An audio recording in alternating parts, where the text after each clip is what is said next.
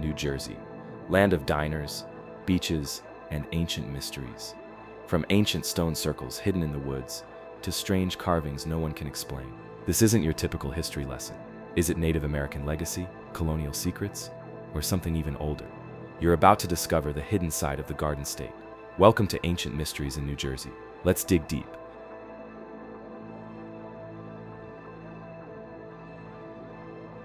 The Lenape Stone.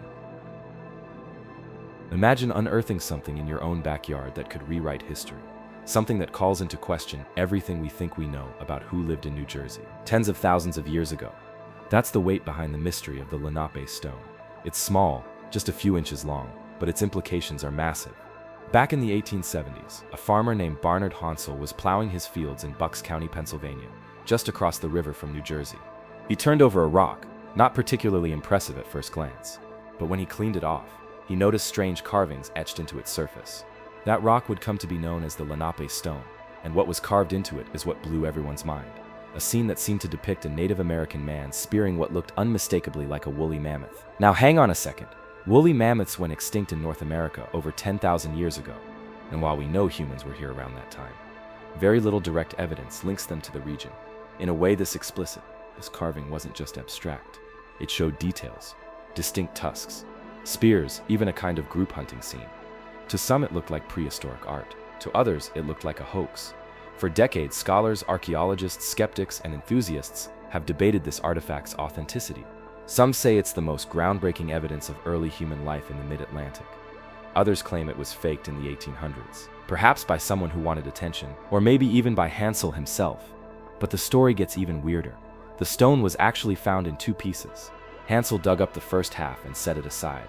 About a year later, he found the second half in the same field, and when he put them together, they fit perfectly.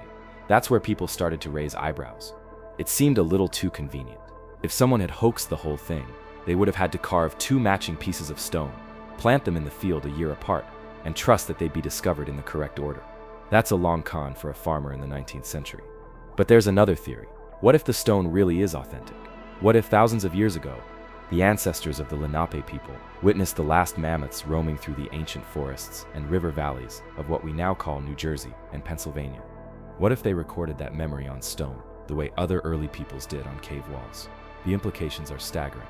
It would mean that not only were these people present during the Ice Age, but they were creating art, telling stories, and passing down knowledge visually, not just as an inhabited area, but as a cradle of prehistoric culture. Now let's talk about the style of the carving itself. Critics argue that the imagery looks suspiciously like the kind of popular illustrations you'd see in the 1800s when mammoths were being rediscovered and sensationalized in books and museums. There's something about the line work, the posture of the figures, the way the mammoth is drawn, that feels more 19th century than Paleolithic. Supporters of the stone say, hold on, maybe we just don't know what early American petroglyphs really looked like. After all, there's very little surviving stone art from this region because of erosion, weather, and lack of preservation. Maybe this was just a rare, lucky find. And then there's the Lenape connection.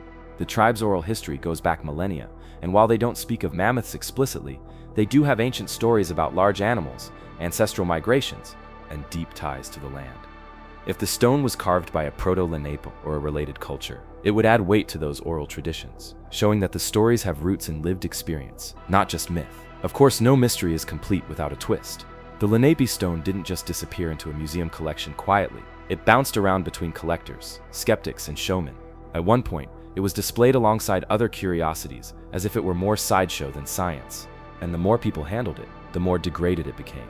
Some even claimed it had been altered, touched up, recarved, possibly damaged. That makes any modern-day authentication that much harder. What started as a potential Rosetta Stone of North American prehistory is now a worn relic wrapped in suspicion. But let's step back and consider this.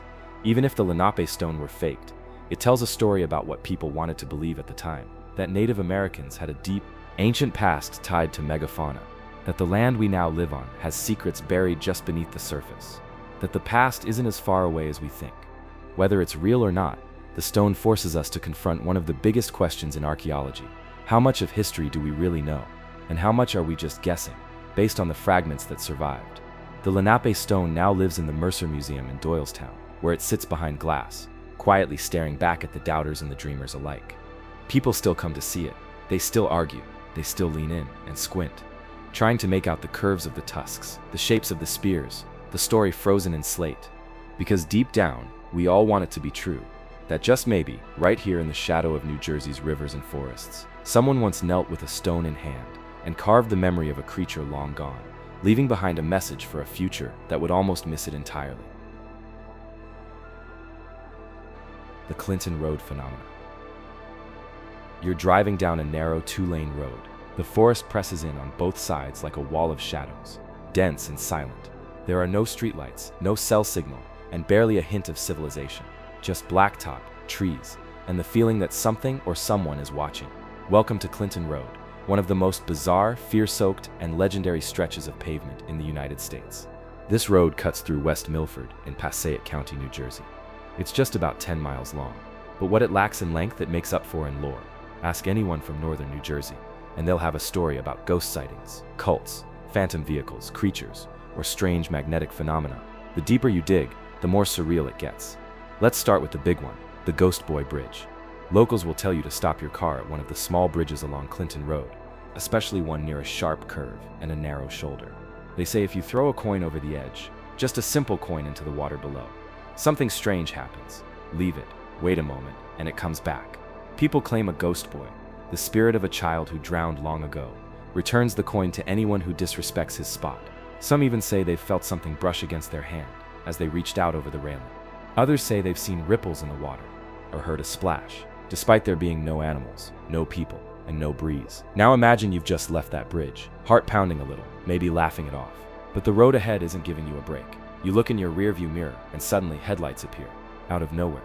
Not just normal headlights, high beams, bright, aggressive, tailgating you, even though you were completely alone a minute ago. This is what people call the phantom car. It'll chase you for miles, hugging your bumper, pressuring you to drive faster. Then, just when you think you're about to get run off the road, nothing. The lights vanish, no turnoffs, no tire sounds, no vehicle, like it was never there. And that's just the surface level stuff. Deeper in the woods, some visitors swear they've seen hooded figures. Not once, not twice, enough times that stories have piled up since the 70s about Clinton Road being a hotspot for occult activity. It's said that groups, possibly cults, gather around the ruins of an old building deep in the forest called Cross Castle. Built in the early 1900s, Cross Castle was once a grand stone structure overlooking the woods. Now it's a burned-out ruin, covered in graffiti and moss, but people say it's more than just a party spot for teenagers. Some claim rituals take place there, dark ones, and anyone who enters might feel intense dread, headaches, or get this, missing time. People have come out of the woods thinking they were inside for 10 minutes only to find out it was hours. But not all the mysteries here are supernatural. Some are ancient. Native American legends talk about the forests in this region being spirit-haunted, avoided even by seasoned warriors and hunters. According to some tales, the spirits in the Clinton Road woods aren't just ghosts, they're elementals, forces tied to the land itself. You'll hear whispers that the Lenape tribes believed the area was a crossing point, a kind of spiritual threshold where the veil between worlds thinned, where you could lose your way, not just in space, but in time. Some believe this might be why the road is prone to these strange time skips and surreal phenomena. But the road didn't create the mystery, it just exposed it. And then there's the legend of the strange animals. Multiple reports over the years mention creatures that defy explanation. Not bears, not deer. We're talking hybrids, like a wolf with glowing eyes and unusually long limbs, seen darting across the road late at night, or a humanoid figure that crouches like an animal, then stands up and disappears into the trees. Skeptics chalk these up to misidentification or panic-fueled hallucinations, but when you hear the same description from multiple people who have never met, it gets harder to ignore. Then there's Dead Man's Curve. This sharp bend near the southern end of Clinton Road is the site of more than a few tragic accidents. Drivers have misjudged the curve, ending up off the road and into the trees. But here's where it gets strange. Some of the survivors have said they felt something pull their steering wheel, or that their brakes didn't respond right before the crash. A few even claim they saw someone or something on the road just before impact. A figure in white, standing in the middle of the curve, gone in a blink. Still not creeped out? Try this one. There's a spot where your car, parked in neutral on a very slight incline, will start rolling uphill. People have tested it dozens of times. Levelers, GPS slope apps, you name it. The car appears to defy gravity. Some say it's an optical illusion. Others say it's the ghost boy again, trying to push people to safety. Or maybe it's something older, something deeper. And we haven't even talked about the bodies. In the 1980s, a notorious mob hitman named Richard the Iceman Kuklinski confessed to dumping victims in the woods off Clinton Road. Real-life bodies, not just urban legends. Police confirmed at least one of those claims. That alone adds a chilling edge to every other story. Because now, not every scream in the night can be brushed off as imagination. Not every shadow is harmless. Even the wildlife seems off. Locals will tell you about a weird silence that falls when you drive deep enough. No crickets, no birds, not even the rustle of squirrels in the leaves. Just dead silence. The kind that feels thick, artificial, wrong. And then there's the sudden fog. One moment clear, next moment your headlights are bouncing off dense mist, even when the rest of the state is sunny and blue. And it's not just people with wild imaginations seeing this stuff. Police officers, EMTs, even delivery drivers have their own Clinton Road stories. Some won't drive it at night. Others refuse to pull over anywhere along it, ever. But maybe the most unnerving part of Clinton Road isn't the ghosts, the cults, or the phantom vehicles. Maybe it's how the road feels, like a place out of step with the rest of the world, like you're driving through someone else's dream or nightmare. The air feels heavier, time feels looser, and even if you don't believe in spirits or ancient curses, you can't deny that something's off. You feel it in your bones. Whether it's a psychic scar from centuries of forgotten rituals, an accidental portal carved into the woods, or just a long road with too much history, Clinton Road gets under your skin, and the deeper you go, the harder it is to shake the feeling that the road is watching you right back. The Indian Head Rock, Sussex County. Drive north through Sussex County, New Jersey, and you'll find yourself surrounded by sweeping ridgelines, deep-cut valleys, and quiet forests that haven't changed much in centuries. But tucked into this natural scenery is something truly strange, something that seems to watch, silently, from its stony perch. Locals call it Indian Head Rock, and once you see it, it's impossible to forget. It's not a statue, it's not carved by human hands. At least, that's what they say. Indian Head Rock is a massive, weathered stone formation on the side of a hill near the Appalachian Trail. What makes it eerie is how shockingly human it looks. A large profile juts from the rock face, strong brow, prominent nose, lips set in a stoic expression, and what could be long hair flowing back along the rock surface. From certain angles, it looks just like the face of a Native American elder, gazing eternally across the valley below. And sure, you could say it's just a coincidence, a fluke of erosion, nature making shapes like it always does. But when you stand in front of it, in the quiet, surrounded by towering trees and the breath of ancient wind, you feel something heavier, like this wasn't an accident. Indigenous oral tradition supports that feeling. The Lenape people lived across this region for thousands of years, long before colonial maps were drawn. Their stories speak of sacred stones, spirits of the land, and watching guardians that protect certain hills and paths. While there's no written record tying Indian Head Rock to a specific legend, local tribal members have long held the area to be significant. Elders have said the face is more than just rock. It's a symbol of memory, a sentinel.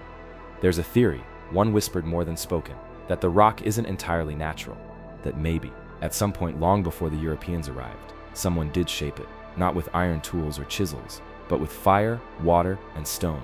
Slow, methodical, ritualistic shaping.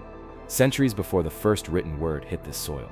It's not impossible. Across the Americas, ancient peoples created petroglyphs, mounds, and monuments, some of which are only now being recognized for their full meaning.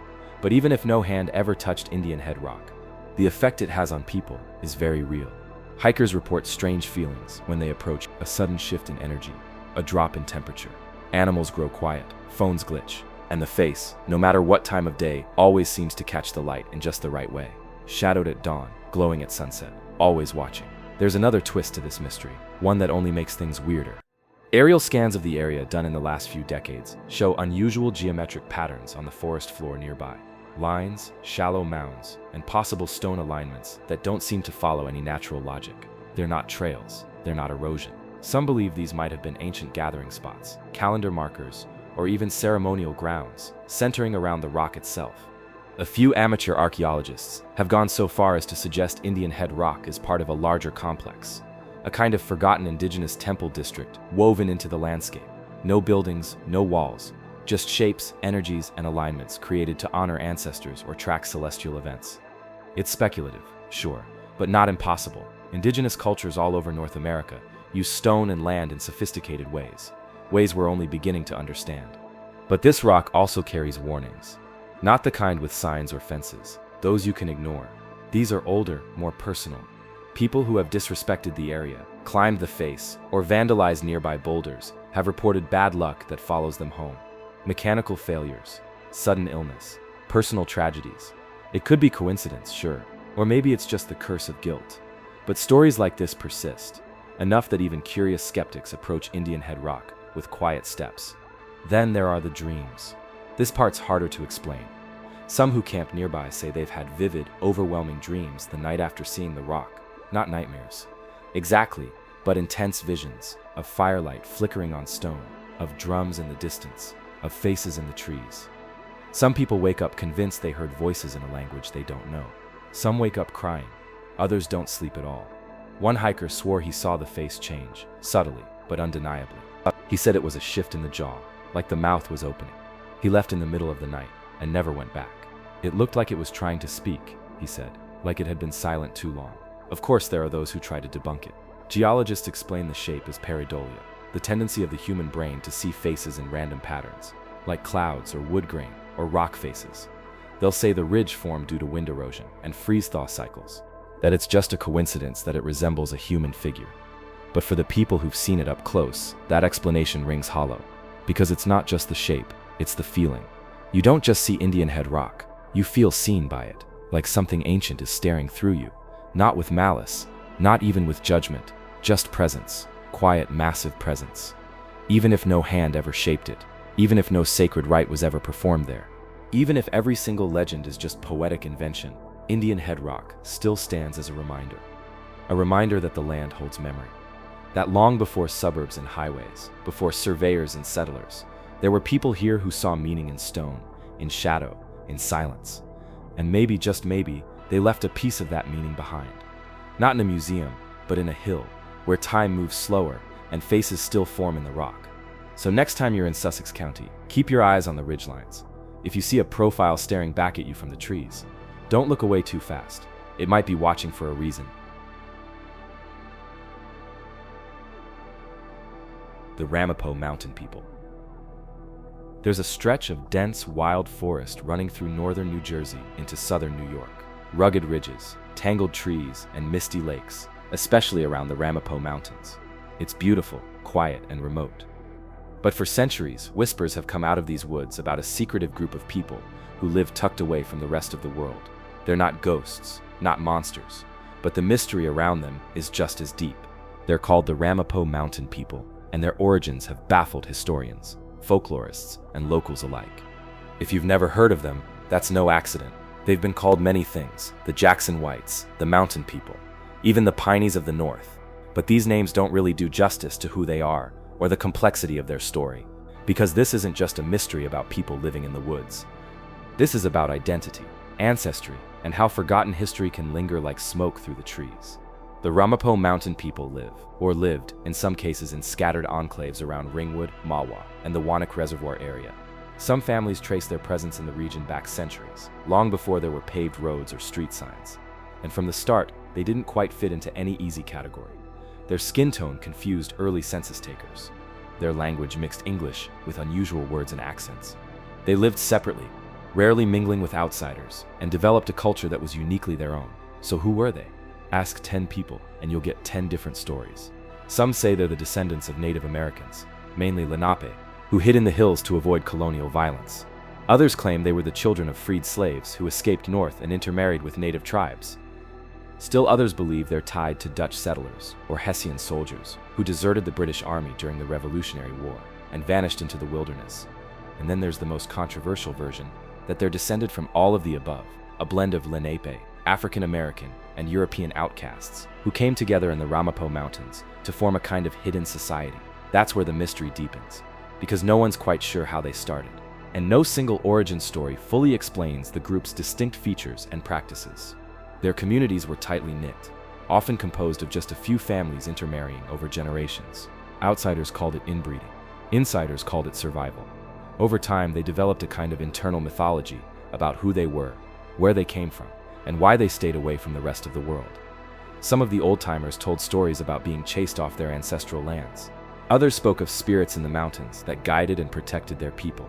They lived in cabins and shacks, fished the lakes, hunted the woods, and carved out a life that, while poor by modern standards, was rich in resilience, but the outside world never left them alone.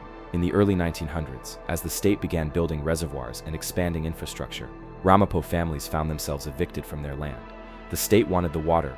The people? Not so much. Some were pushed deeper into the woods.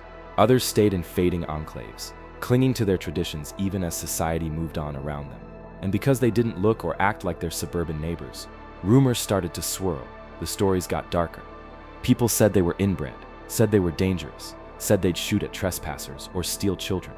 Horror movies even picked up on the stereotypes. If you've ever seen a backwoods thriller with a creepy, isolated family, there's a good chance it drew on the myths about the Ramapo mountain people. But the truth? It's far more human and far more heartbreaking. These were people pushed to the margins by generations of racism, poverty, and erasure. Yet they held on to their culture, their ancestry, and their land with incredible tenacity.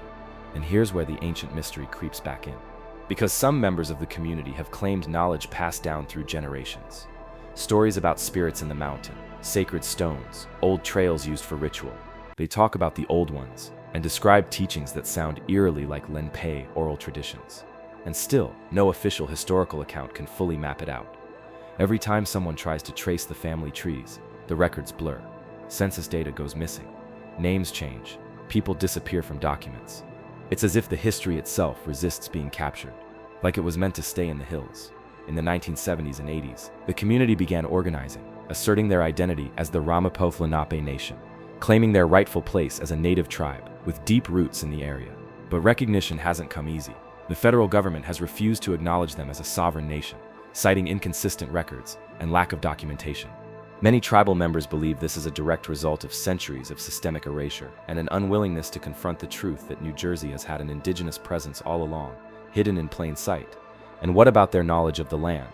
Elders within the community have described unusual places in the mountains, spots where compasses go haywire, where the air feels thick and strange, where ancient petroglyphs hide under moss and lichen. They say some stones up there shouldn't be where they are, that some caves echo with voices, that the land remembers. One legend speaks of a stone circle hidden deep in the woods, older than anyone alive, said to be a place of power, only visited on certain nights when the moon is right. Outsiders scoff, but no one's ever proven it doesn't exist. Even today, people hiking through the Ramapos sometimes stumble into areas where GPS cuts out and the silence gets unnaturally deep. Some report seeing flickers in the trees, shapes, flashes of movement, maybe people watching, and when they try to take photos, nothing shows up. The shots come back black or washed out. Coincidence? Maybe, or maybe the Ramapo mountain people still keep their secrets. It's not that they don't want to be known, it's that they want to be understood on their terms. Not as myths, not as villains, not as curiosities, but as descendants of something ancient. As people who have always been here, long before highways, long before colonial borders, long before New Jersey was New Jersey. They are mystery, not because they are hiding, but because the world refused to see them for so long. And now that their voice is rising, that story is finally starting to be heard. The Devil's Tree, Bernard's Township. Tucked in the quiet suburbs of Bernard's Township, New Jersey, surrounded by colonial homes, parks, and tidy streets, is a lonely, leafless oak standing in an open field. It doesn't look like much at first, just an old tree with gnarled bark and a crooked silhouette. But ask anyone in town, and they'll tell you it's no ordinary tree. They'll lower their voices, they'll glance over their shoulders, and they'll call it by the name that has haunted this region for generations, the Devil's Tree. It stands alone, and it wants to be alone. That's what people say. The legend goes deep, deeper than the roots of the tree itself. There are multiple versions, each darker than the last, but they all agree on one thing. This tree carries a curse, a real one. And whether you believe in spirits, demons, or just bad energy, the Devil's Tree dares you to test it. Let's start with the most well-known story. According to local legend, this tree was once the site of horrific acts, lynchings, hangings, not just once, but many times, over many years. Some versions tie it to the Ku Klux Klan, claiming the area was once a gathering place for secret meetings and executions. Others say the tree itself became a magnet for death, a place where hopeless souls went to end their lives. People claim to have seen nooses hanging from its limbs, heard the creak of rope on windless nights, seen shadows swing.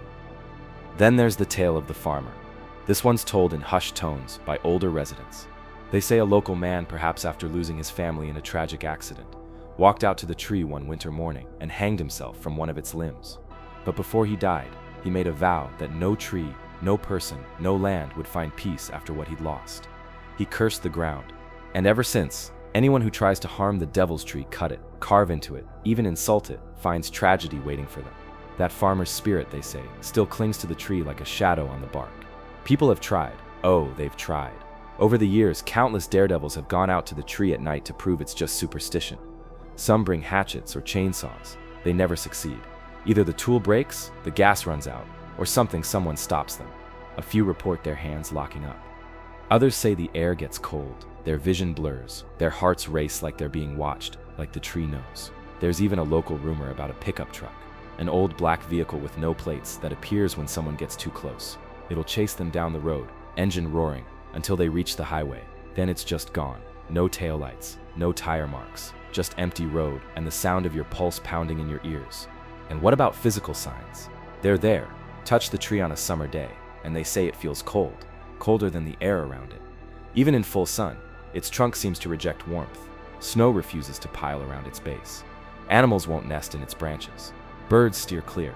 Not a single vine has grown up its side. No fungus, no moss. Just bark, twisted, cracked, and dry.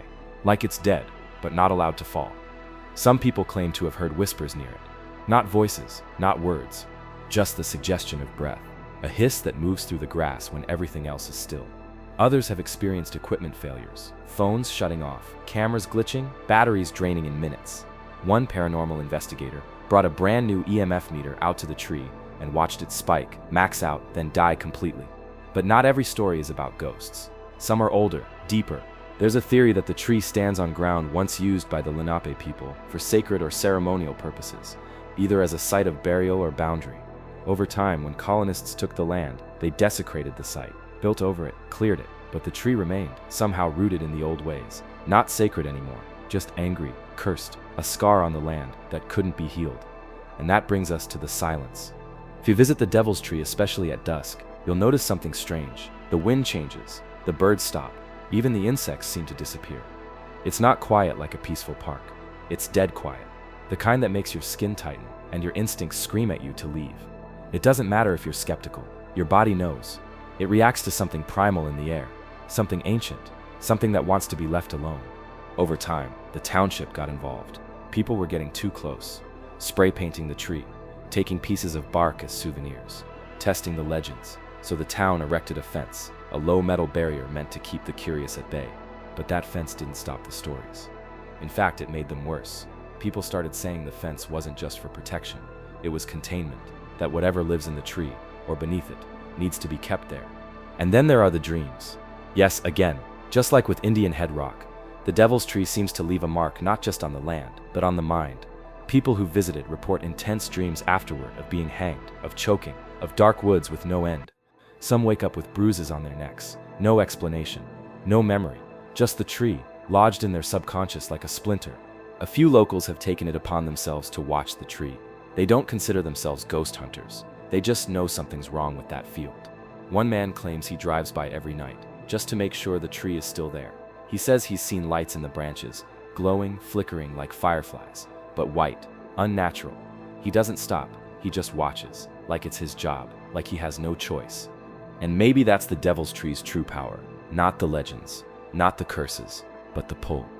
The way it lingers in your thoughts, long after you've left.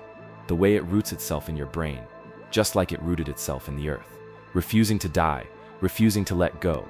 You don't just visit the Devil's Tree, you carry it home with you. So if you ever find yourself driving through Bernard's Township and you see a lone, lifeless oak standing in a wide, empty field, don't stop, don't touch the fence, don't challenge it. Because whether you believe the legends or not, the tree doesn't care. It's been watching for a long, long time.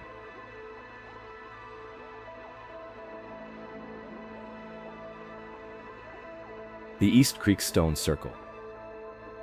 It lies beneath the surface, half forgotten, half denied, hidden in the murky waters off the southern coast of New Jersey, near the sleepy stretches of Cape May County. This isn't a place that draws attention, no flashing signs, no historical markers, just the cold tidal channels of East Creek, winding through marshes and out into the Delaware Bay. But somewhere down there, if the stories are true, rests a structure that shouldn't exist. A formation that could rewrite what we know about early American history. They call it the East Creek Stone Circle, and its existence remains as foggy and elusive as the coastal mornings that roll over this forgotten corner of the state. The story begins in whispers, shared by fishermen, divers, and old-timers who grew up poking around these waters. They speak of a ring of stones, evenly spaced, settled deep in the mud just off the creek's mouth. Not a random scatter, tame, not erosion, a circle, big, ancient, and impossible to explain. For years it was nothing more than local rumor, something you might hear at a bait shop or around a campfire after a few beers. But then someone started comparing it to Michigan's underwater stone circle in Lake Michigan. That one's real, discovered by sonar, showing signs of deliberate placement and even carvings. If something like that could exist in the Great Lakes, then why not here, along the Atlantic?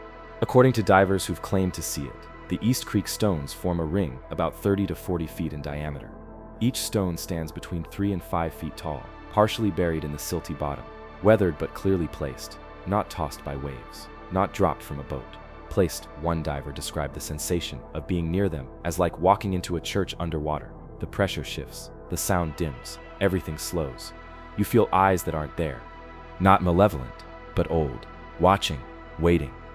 If true, the implications are massive. These waters were once dry land. Thousands of years ago, during the last ice age, sea levels were lower, and much of what's now New Jersey's coast was forest and field. Paleo-Indians lived here, hunted here, moved in small groups along the rivers and ridges. Could they have created this circle? If so, for what purpose? There's no evidence that early indigenous cultures in this area built megalithic structures, at least nothing that survived. But that's the thing, so little has survived. The pine barrens and coastal marshes are brutal on artifacts. Wood rots, soil shifts, entire villages could disappear without a trace. And if you consider the massive storms, floods, and geological changes over the past 10,000 years, the idea of a sacred stone site slipping beneath the tides isn't crazy. It's inevitable. And then there's the alignments. One amateur researcher claims the East Creek stones are positioned in a pattern that matches the sun's position during the summer solstice sunrise, just like Stonehenge. It's speculative, of course. There's no university study, no official sonar map released to the public, but the few divers who've seen it say the orientation isn't random, that at certain times of year, sunlight cuts through the water at just the right angle to light up the center of the ring. Other stories go even deeper, literally and figuratively. A few divers have returned saying they felt disoriented within the circle. Not from currents or pressure, but from something harder to name. One man claimed his compass began to spin wildly. Another said his air gauge malfunctioned the moment he passed into the circle's edge, only to return to normal once he swam out. Whether it's magnetic anomalies, gas pockets, or something else, the effect is consistent enough to raise eyebrows. And just like so many other mysterious sites, there are stories of dreams. People who visit the nearby shoreline, especially those who sleep near the creek, have reported intense, vivid dreams after just one night. Visions of flickering firelight reflected on water, tall figures moving between the stones. Strange chants that seem to echo inside their heads even after they wake. Some say they dream of drowning, even if they've never feared water before. Others dream of being watched by something just beneath the waves, patient, silent, ancient. The indigenous angle is both fascinating and complex. The Lenape, the original stewards of this land, do have stories about sacred waters, spirit stones, and rituals tied to the cycles of the moon and sun. They respected certain landscapes deeply, believing some held openings to the spirit world. While there's no documented connection between the Lenape and a submerged stone circle, it's not hard to imagine earlier cultures, predecessors perhaps, marking places of power in similar ways. But some say the circle isn't Lenape at all. Here's where the theories spiral. Some believe the East Creek Formation predates all known human presence in the area. They point to the idea of a lost pre-Ice Age civilization, something wiped out by rising seas, remembered only through oral traditions and half-buried legends. Could there have been a seafaring culture in the ancient Atlantic, placing monolithic stones long before the land disappeared? Most archaeologists would scoff. But then again, they scoffed at Troy before someone found it. They scoffed at Göbekli Tepe until it rewrote the timeline of human civilization. And there's one last layer. An old legend from Cape May County speaks of the ring of stones that sank. It appears only in fragments, usually in colonial-era accounts of Lenape oral tales. The story goes that once a year, the stones would call the fire from the sky, and light would ripple across the water. The tribe would gather, make offerings, and leave without looking back. When asked by settlers where the ring was, the Lenape reportedly said, "It is under the tide now. You cannot walk there anymore." Coincidence? Maybe, but maybe not. The East Creek Stone Circle remains unconfirmed. no academic team has officially studied it. The area is difficult to access, tides are dangerous, visibility is poor, and whether through bureaucracy or willful silence, the few who've seen it aren't talking much. Some say it's being protected, others say it's being covered up. One thing's for sure, if it exists, it's one of New Jersey's oldest mysteries. A reminder that beneath even the most ordinary shorelines, there may be secrets older than the state, the country, or even the people who first named the land. Secrets still waiting to be heard when the tide is low and the water holds its breath.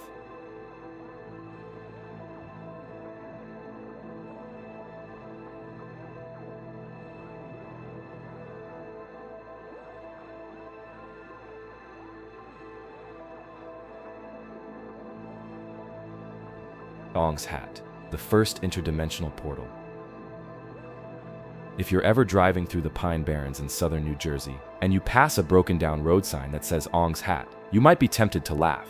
It sounds like the title of a children's book, or maybe a diner that sells overpriced pie. But that name, Ong's Hat, has become the center of one of the most bizarre and enduring legends in modern American folklore. Because according to some people, this forgotten ghost town isn't just a blip on an old map. It's the location of the first interdimensional portal on Earth. Yeah, you heard that right. The story of Ong's Hat is where conspiracy theory, internet culture, quantum physics, and New Jersey weirdness all collide. And the craziest part? It started as a game, until it didn't. Let's rewind. Ong's Hat was a real place once, a small, scrappy settlement named after, yes, a man named Ong, who allegedly threw his fancy silk hat into the air, where it landed on a tree and got stuck. Nobody's sure if that's true, but the name stuck, and Ong's Hat appeared on maps as early as the 1700s. It never grew into a real town, just a scattering of cabins in the pines. By the early 20th century, it had completely disappeared, reclaimed by the forest. But around the 1980s, the legend was reborn. Pamphlets began to appear in underground bookstores and mail-order zines. They had cryptic titles like Incunabula, a catalog of rare books, and contained what looked like government documents, strange timelines, and academic writing on alternate dimensions. It all pointed back to one thing: Ong's Hat, New Jersey. According to the files, sometime in the 1970s, a group of rogue scientists, physicists, philosophers, and counterculture thinkers set up a secret compound in the Pine Barrens. They called themselves the Institute for Chaos Studies, and were experimenting with cutting-edge theories about consciousness, quantum mechanics, and the multiverse.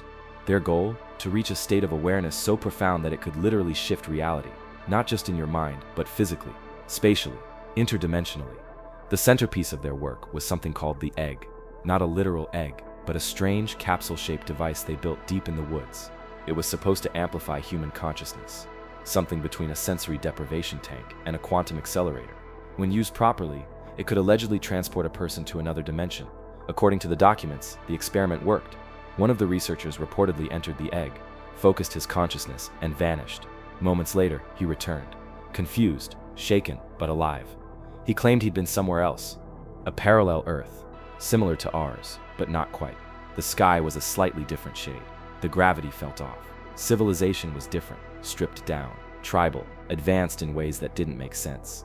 He said he met people there, spoke with them, walked through their world, and that's when everything spiraled. The Institute continued its experiments, sending more people through. They called the place they discovered Mojave 2, and eventually a small group chose to stay there permanently. They believed our world was doomed by war, pollution, collapse, and that this alternate Earth offered a second chance. From there, the legend fractured. Some versions say the government found out and shut the program down, hard.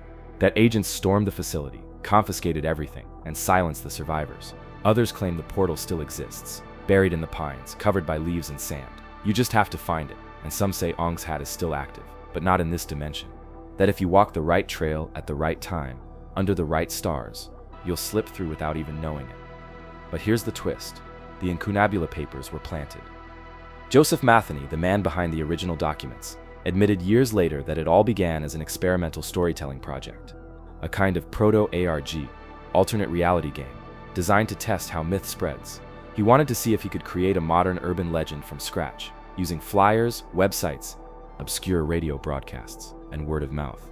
It worked better than he ever imagined. The story of Ong's Hat spread like wildfire across the early internet. Forums lit up, conspiracy theorists latched on, paranormal investigators trekked into the Barrens with compasses and Geiger counters. People swore they'd found strange readings, heard bizarre sounds at night, seen flickering lights moving through the trees. Even after Matheny confessed, the legend kept growing, because by then, People didn't care if it was real. They believed, or they wanted to, and maybe that's the point. Maybe Ong's hat was never just a hoax.